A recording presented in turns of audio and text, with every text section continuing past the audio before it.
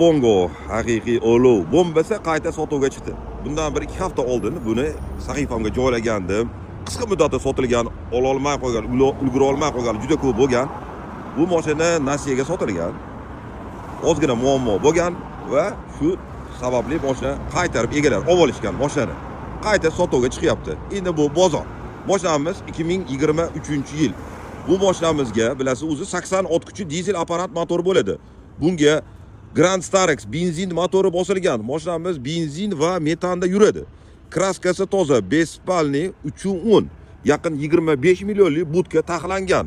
310 yaqin 185 balandlikda. Ko'ryapsiz, bu tomonda 100 talik temir metan. O'zini zavodsko kartoshka почти yangi balolardi. Qumg'o bu tomoni ham hisobda 80-85% yangi. Zo'r holatda.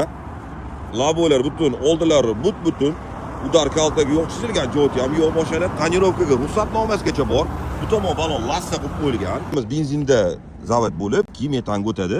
Mana benzin baki. 100 talik bu tomonda ham temir metani bor.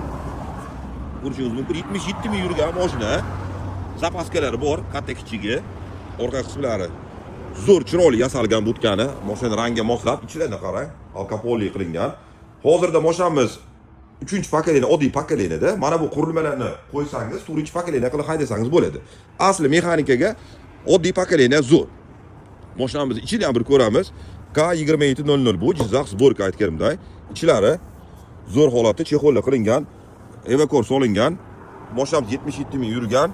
Radio priyomnik, konditsioner, AUX, USB'lari bor, Lenovo'largacha qo'yilgan. Ichlari zo'r holatda. Bitta o'zingiz uchun yub taraf himchisiga qo'ysangiz yaxshi bo'ladi. Endi mana bu yerga chiqib shu hisobiga o'chadi. Mashina suyagi butun, kraskasi yo'q, toza. Aytganimdek benzin metanda yuradi. Xohlasangiz ertaga metan bekilsa, olib tashlab buni propan qo'yib, propanda ham yurtirsangiz bo'ladi. U motor bilasiz, Grand Starex'ni motori benzinligi zavodskoy ko'rib bo'lmaysa, tez yordamda ishlab keladigan motor. Juda ham qimmat motor hisoblanadi.